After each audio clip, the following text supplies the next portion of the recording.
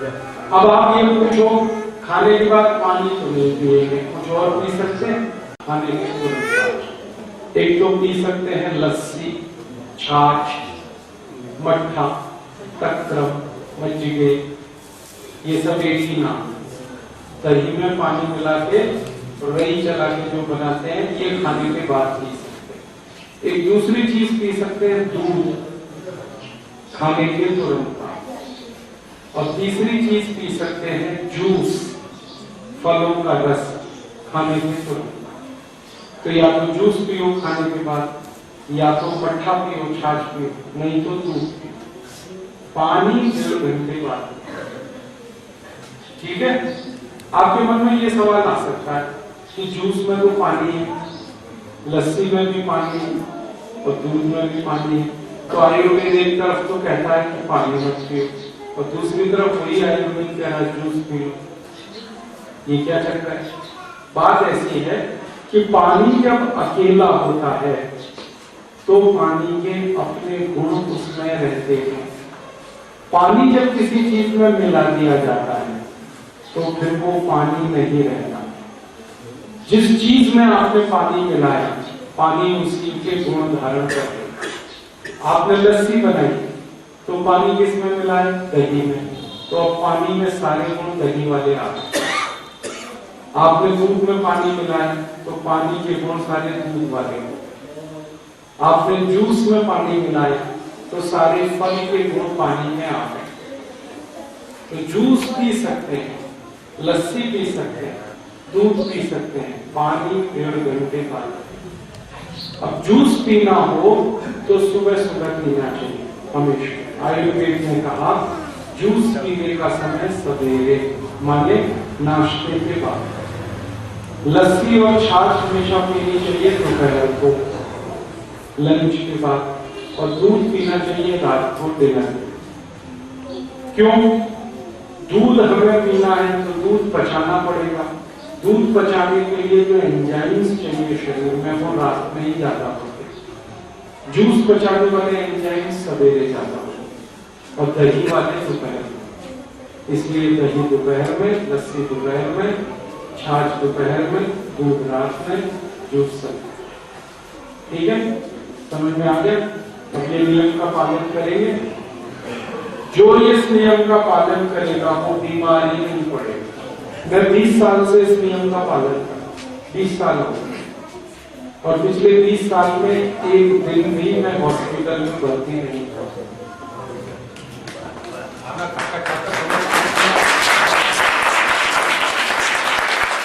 स्वामी जी इस नियम का पालन अपने विद्यार्थी जीवन से कर। मैंने एक बार स्वामी जी को पूछा था, आप इस नियम को कब से जानते हैं? तो उन्होंने कहा मैं जब गुरुकुल में पढ़ने गया था तब से। अब गुरुकुल में जब वो गए थे 7-8 साल की उम्र, तब से वो इस नियम का पालन करते और बीमार नहीं पड़ते। इस नियम का पालन सभी जानवर करते हैं, सभी पक्षी इस नियम का पालन करते हैं। गाय को जब वो खाना खाती है, खाने के बाद पानी नहीं पीती, खाना खाने के 2-2.5 घंटे बाद पानी पीती है। भैंस भी खाने के 2-2.5 घंटे बाद पानी पीती है। बैल भी ऐसा ही करता है, पक्षी भी ऐसा ही करते हैं। पक्षी खाना सुबह खाते हैं, पानी दोपहर, इसलिए सारे पशु पक्षी स्वस्थ रहते हैं। हमें भी ये नियम पालन करना चाहिए। हाँ, खाना खाते खाते पानी तब पीना चाहिए जब खाना गले में फंस जाए तो। नहीं तो नहीं, अगर गले में खाना नहीं फंस रहा तो नहीं पी। खाने को अपना समझ के खाना। हाँ, तो नियम ध्यान में आया? करोगे सब? समझ में आया? अपनी माँ को बताओगे ये नियम, पिताजी को बताइए। अब दूसरा नियम, दूसरा नियम आयुर्वेद का है कि पानी को जब भी पीना घूंट घूंट भर के पीना। एक घूंट पानी पिया, थोड़ी देर हो गई, एक घूंट पानी पिया, फिर एक घूंट पानी पिया, फिर ऐसे पानी, जैसे गर्म दूध पीते हैं ना, ऐसे पानी पिया। गर्म चाय पीते हैं ऐसे पानी पीते, एक साथ बेटागट पानी नहीं पीते। क्यों? कारण बताओ। कारण उसका ये है कि जब हम घूट पानी पीते हैं तो लार जो है मुंह में लार ये ज्यादा अंदर जाती है पानी के साथ, और मुंह की लार जो है ना ये क्षारीय है, एल्कलाइन है, और पेट में हमारे अम्ल बनता है।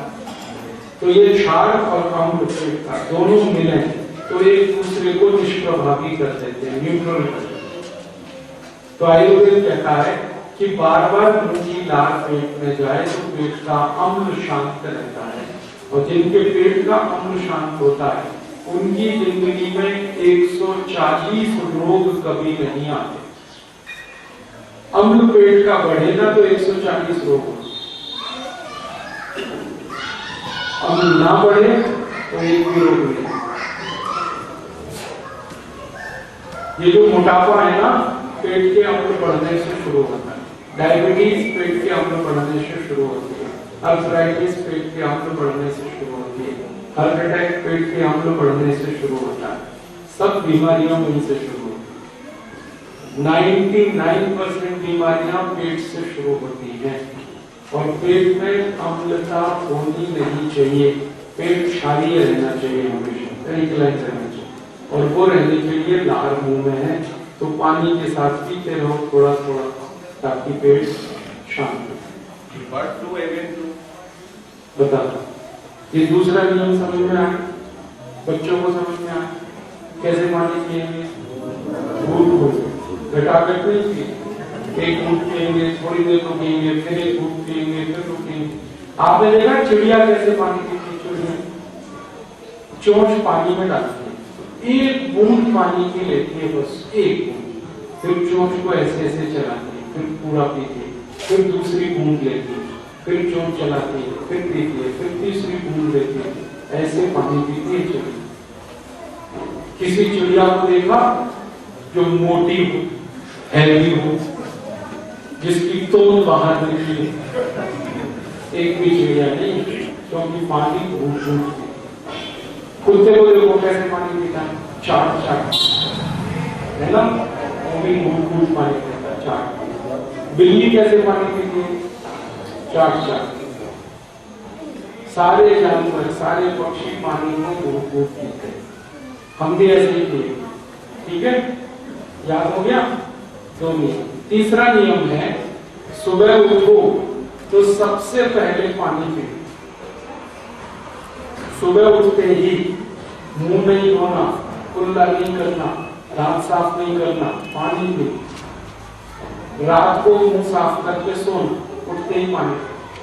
कितना? कम से कम 1 गिलास। कैसे पिएंगे? क्या फायदा इसका? रात को हम सो गए, मुंह में लार जमा हो गई, सब उठते ही पानी पिएंगे, सब लार अंदर चली जाएगी, और सुबह की लार सबसे ज्यादा कीमती होती है। इसकी कीमत पता है कितनी?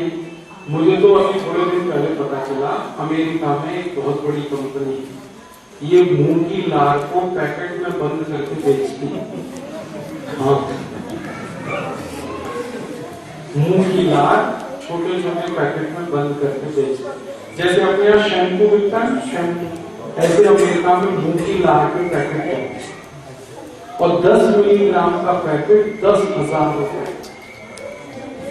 इतना में। मैंने उस कंपनी को पूछा ये लार तुम लाते कहां से?